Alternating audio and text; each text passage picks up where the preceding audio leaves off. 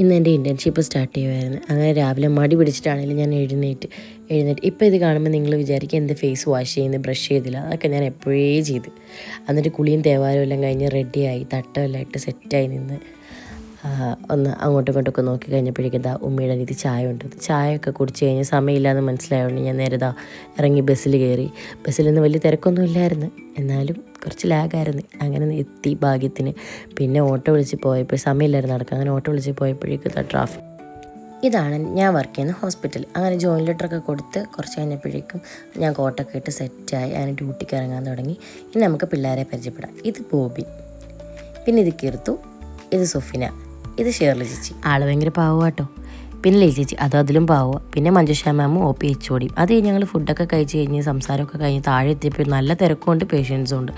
രാവിലെ അങ്ങനെ ഉണ്ടായിരുന്നു. പിന്നെ ടിഷ്യൂസൊക്കെ അടുക്കി പറക്കി കാര്യമൊക്കെ പറഞ്ഞ് ചിരിച്ച് കളിച്ച് ചെന്നപ്പോഴേക്കും ഏകദേശം ഒരു സമയമായി. പിന്നെ അത് കഴിഞ്ഞപ്പോഴേക്കും ഒരു കുഞ്ഞ് കയറി വന്ന് അവരോട് സംസാരിച്ച് കളിച്ച് ചിരിച്ചിരുന്ന് കഴിഞ്ഞപ്പോഴേക്കും പോകാൻ സമയം. അങ്ങനെ ബാഗെല്ലാം എടുത്ത് താഴെ ഇറങ്ങിയപ്പോൾ അത് സംഭവിച്ചു, ഞാൻ വീണു.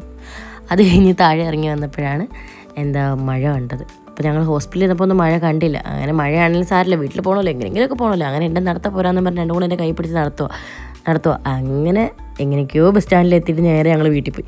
ടാറ്റാ ബൈ, ബാക്കി നാളെ പറയാം.